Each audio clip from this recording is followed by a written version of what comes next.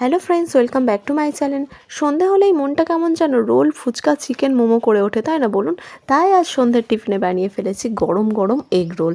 তো তার জন্য আমি এখানে প্রথমে নিয়ে নিয়েছি শসা কুচি, পেঁয়াজ কুচি, কাঁচা লঙ্কা কুচি, এগুলো গার্নিশিংয়ে লাগবে। আর কেটে নিয়েছি আলু।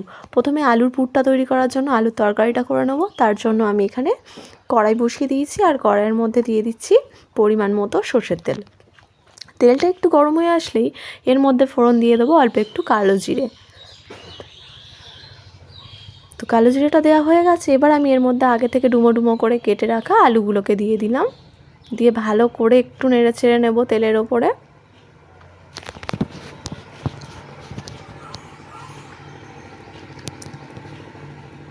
তারপরে এর মধ্যে একে একে মশলাগুলো অ্যাড করে নেব। তো প্রথমেই এর মধ্যে অ্যাড করে দিচ্ছি লবণ, তারপরে দিয়ে দেব হলুদ গুঁড়ো আর একটু লঙ্কার গুঁড়ো। ব্যাস এইগুলো দিয়েই ভালো করে নেড়ে চেড়ে এতে জল দিয়ে দেব।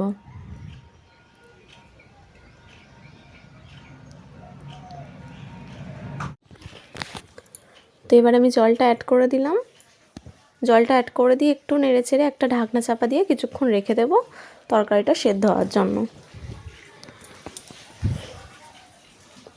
ততক্ষণ তরকারিটা হোক, আমি ময়দার ডোটা তৈরি করে নিই। তার জন্য আমি এখানে নিয়ে নিচ্ছি ময়দার সাথে অ্যাড করে দিচ্ছি অল্প একটু লবণ আর একটু সাদা তেল দিয়ে ভালো করে নেড়ে ছেড়ে অল্প অল্প করে জল মিশিয়ে ময়দার ডোটা তৈরি করে নেব।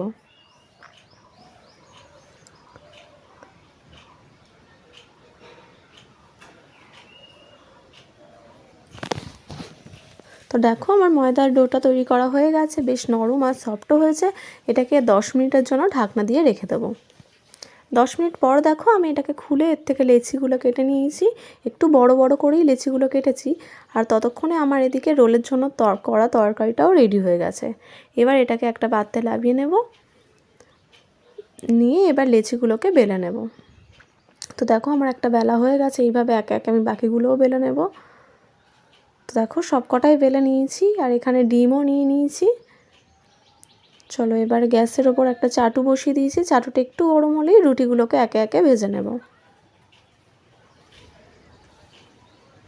তো দেখো আমি এইভাবে বেশ দুপিঠ উল্টে পাল্টে রুটিগুলোকে ভেজে নেব।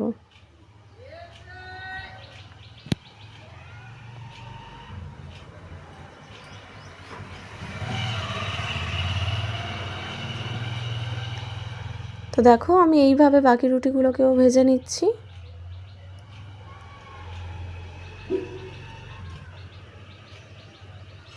আর এখানে আমি একটা বাটিতে একটা ডিম ফাটিয়ে নিয়েছি আর ডিমের মধ্যে অ্যাড করে নিচ্ছি অল্প একটু লবণ দিয়ে ভালো করে ডিমটাকে ফাটিয়ে নেব। নিয়ে আমি চাটুর মধ্যে দিয়ে দেবো অল্প পরিমাণে সাদা তেল। সাদা তেলটা গরম হয়ে আসলেই ভালো করে একটা খুন্তির সাহায্যে চাটুর সারা গায়ে লাগিয়ে দেব। ব্যাস তেলটা দেওয়া হয়ে গেছে। এবার আমি তেলের মধ্যে আগে থেকে ফাটিয়ে রাখা ডিমটা দিয়ে দিচ্ছি। দেখো আমি ডিমটা দিয়ে দিয়েছি।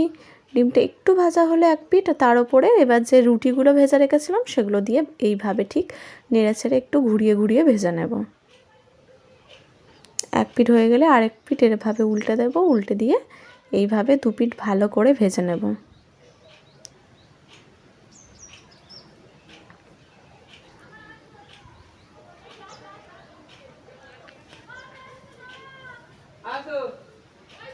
তো দেখো এইভাবে আমি বাকি রুটিগুলোকেও ডিম দিয়ে ভেজে নেব।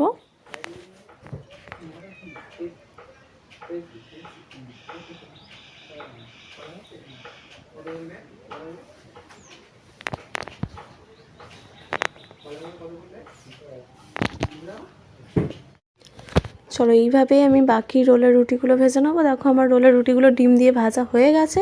এবার আমি এখানে গার্নিশিং করে নেবো। তার জন্য আমি একটা একটা করে রুটি থালার মধ্যে তুলে নিচ্ছি, নিয়ে এর ওপরে দিয়ে দিচ্ছি আলুর তরকারিটা। তো দেখো আমি এর মধ্যে অল্প অল্প করে আলুর তরকারিটা দিয়ে দিচ্ছি।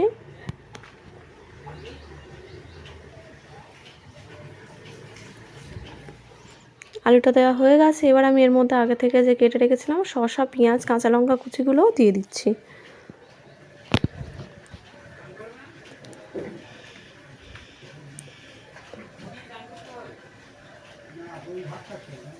দিয়ে দিলাম কাঁচা লঙ্কা, পেঁয়াজ কুচি। এবার আমি এর মধ্যে দিয়ে দেবো অল্প একটু সস।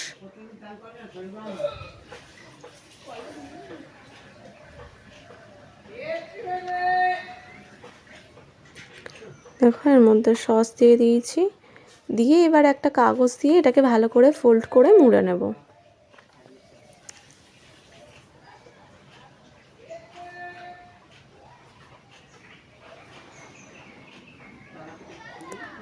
তো দেখো ঠিক এইভাবেই আস্তে আস্তে ফোল্ড করে কাগজ দিয়ে রোলটা মুড়ে নেব।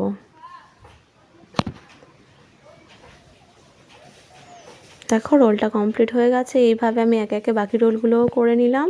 তো দেখো আজকের আমার রোল রেডি হয়ে গেছে। তো কে কে খাবে ঝটপট চলে এসো। আর ভালো লাগলে অবশ্যই লাইক কমেন্ট করো। আর এরকম ভিডিও পেতে আমার চ্যানেলটা অবশ্যই সাবস্ক্রাইব করে রেখে দিও। তো চলে এসো, গরম গরম রোল রেডি।